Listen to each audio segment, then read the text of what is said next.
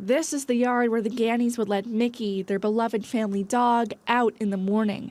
It's quiet now, but Kimberly Ghaney will never forget the sounds and the sights of what happened on Mickey's final day. I was getting ready for work. I came in, went to the bathroom. I came back out. He wasn't ready to come in. He was still out running around. So I went back in again for another few minutes, and I came back out, and that's when I witnessed the two dogs mauling, killing Mickey. The two dogs barked outside Ghaney's door as Mickey died in her arms, bleeding.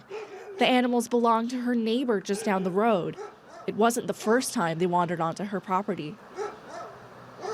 They've been let off more than, I don't even know, many occasions. And they at first came up when they were puppies.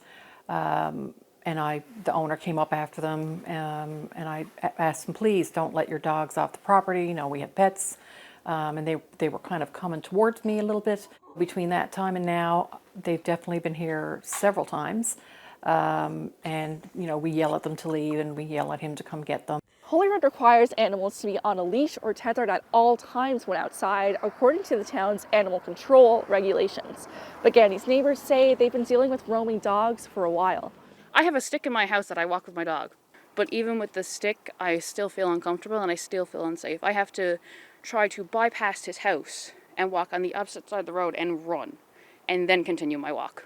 I tried to speak with the owner of these dogs outside his house, but he refused to comment or do an interview. RCMP issued 4 tickets to him, 2 counts of failure to have an animal tethered or penned, and 2 counts of permitting an animal to cause hazard or harm.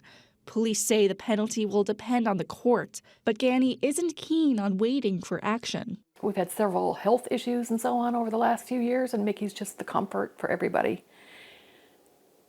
And now he's gone, tragically, violently, for no reason, really, because of irresponsible owners and ineffective laws and ineffective enforcement of any laws that do exist. It should not have happened. The town is reminding residents of its rules via social media. According to several comments, and to Ghaney and Phillips, that won't be enough to stop the issue.